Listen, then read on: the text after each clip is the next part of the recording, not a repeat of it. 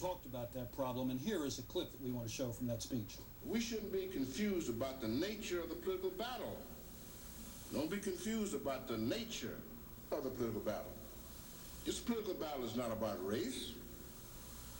It is about money and power and morality and the sustenance and preservation of a democratic system. That's what this fight is all about.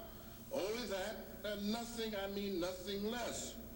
There's an old way of doing things which relies upon political patronage and inside contracts, and a new way which is based on merit and merit alone.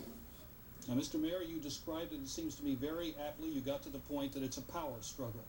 And somebody who's from out of town watching this in a hotel room this evening, listening to the first part of this broadcast might say, that man has really got his act together. I read all this stuff about economic development in the newspaper and 10 or 20,000 new jobs and everything he's just described. He's really going. And yet, you've got to go to the city council. You don't seem to have a majority in the city council. And the city council doesn't seem on many occasions to be disposed to act your way. What are you going to do about that now that you've got all these programs up? Continue to develop and present those matters to the council. It's my job to propose. It's theirs to dispose, hopefully not in an obstructionist manner. So we will continue to pour in these various bills and suggestions to the council. But let me first disabuse anyone of the misconception that the council has destroyed entire programs. No, we have gotten 99% of our legislation through. But you haven't gotten key appointments through. I mean, you've got a quorum crisis on some of your commissions. You better believe it. It's a serious matter. As a matter of fact, it's one of the disturbing things about the opposition. It's not that it's opposition. We welcome progressive and positive opposition, but there is obstructionism. And it's been made clear by several of the leaders of the 29 that they're going to sit on those appointments and don't care what happens. But, Mr. Mayor, with all due respect, have you done everything that you can to cooperate? I mean, let me give you a couple of examples. Alderman Burke, who will be here later this week to critique your economic plans, suggested that maybe it would have been a nice thing had he seen some of those plans before they were released to the press. The other day, on Monday, when you went out and made the announcements, the 15th Ward Alderman later told a reporter from Channel 2 that it might have been nice if you would have acknowledged him verbally while he was standing there behind you. How do you evaluate your own legislative finesse? Exemplary. Planted. Schooled, open, fair, inclusive.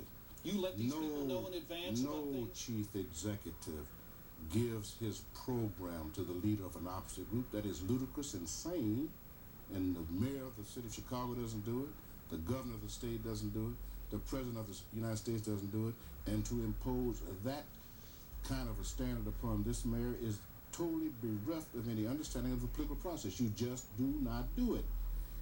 If he wants to see my legislation, he must merit seeing it and act in a cooperative manner such would induce me to do so. You don't go to your opposition and say, will you look at my program and approve of it? That's insane. It seems to me that if you have nothing to hide, the consultation with the opposition would say to the people of this city, I'll go any distance to cooperate. Here's my paper, take a look at it, feel free to criticize me. You're an open man. Why not do that? You have nothing to hide. I do that eventually when the product is complete and we push it to them. And it's their job to peruse it, analyze it, dissect it. That's their role. Just don't merge these roles, because if you merge the roles, you do a tremendous disservice to the body politic. Well, then here's a headline from the New York Times on Sunday. The political nature is simply this. There is a separation between the executive and the legislature in the same sense that there's a separation between the politician and the press. But there's consultation all the time. You get the consultation. You present a product. It's their job to go into it. We send down department heads to discuss every line, every issue, every nuance. Don't impose upon this chief executive a standard that has been imposed on no other chief executive. But maybe there's a situation here which requires you to walk an extra mile. It's always It's always me. Well, no, wait a minute. Alderman Verdoliak, who was coming on very strong for the last several months, has been making the most sweet, conciliatory statements imaginable. Did he walk? All he's got to do to show that he wants to cooperate is to walk into the council and release those appointments. Period. Give me the courtesy of at least waiting till he reads my material before criticizing it. To say I want to meet with the mayor means absolutely nothing. To say you want peace means absolutely nothing. Peace has ingredients, and you can spell those ingredients out in terms of overt acts of behavior. There have been none. Every piece of legislation that I have even brooded about is discussed and criticized. For example, I released yesterday parts of the economic development program before they could read it.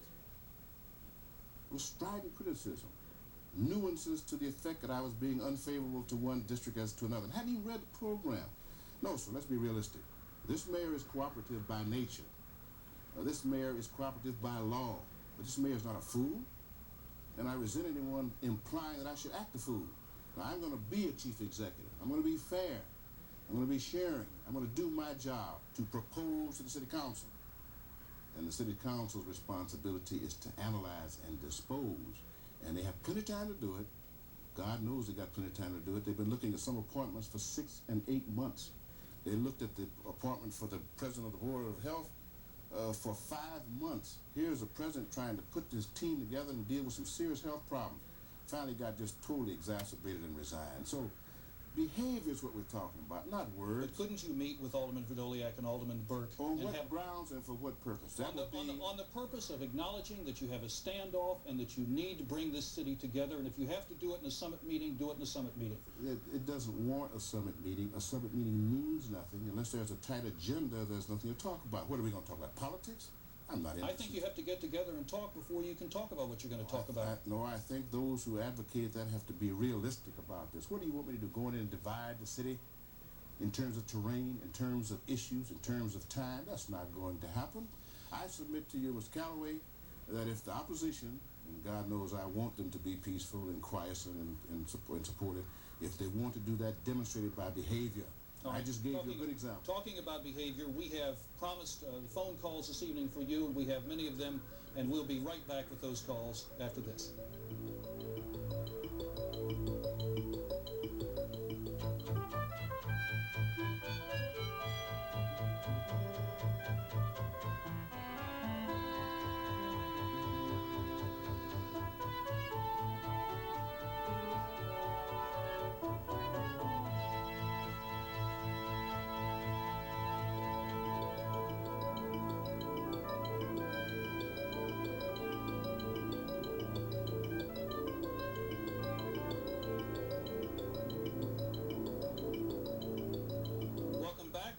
Let's take our first call. You're on the air with Mayor Washington. Hello? Yes, you're on the air. Go right ahead. Mr. Mayor, how are you? My name is Lester Hemingway. Yes, sir. I wanted to do two things. First off, I want to congratulate you primarily for sticking to your pledge to take a balanced approach to governing the city, and for your approach to dealing with the political struggles. I think you should be commended on both counts. A couple things just happened in the news today. First, that Edmonds family moved out of the 10th Ward. And secondly, there was an announcement tonight that I guess white ethnics are planning to meet to draft an agenda that they feel that you should be obliged to address. And I'm just wondering how you think that these kinds of behaviors will influence your ability or your plan to move the city in a different direction. Yes, let's get to comment on the Emmons family first. Well, on the Emmons family situation, obviously it's a travesty on common sense and justice. It's inhumane. One would have thought we would have gotten out of that kind of This is a family on the far southeast side of Chicago. Black family in a predominantly white neighborhood. Who was been bombarded by local people, presumably, and harassing them in the enjoyment and peace and tranquility of their home. We provide police protection for the family. They decided to move. We've been helpful in terms of our housing department in trying to assist them in moving. We've been in contact with the superintendent of police. We're going to try to get to the root of it and do whatever has to be done. In other words, these people will be protected, as all people have a right to be protected in the tranquility of their home. It's unfortunate. It's unfair. This is what has really blighted this city. So the race is an issue in this city very much? With some people. Let's not overdo it. With some people. In fact, on Channel 2 this evening, I think you suggested that the alderman of the 10th Ward, Alderman Verdoliak, might take some indirect responsibility for the kind of climate that exists there. I don't want to belabor that point. People can draw their own conclusions. Insofar as the ethnic group meeting, I'm going to assume that any time a group meets pursuant to discussing government, they're going to be positive about it. And as long as it's positive, and hopefully it is, and they come out with positive suggestions, I will respond. If it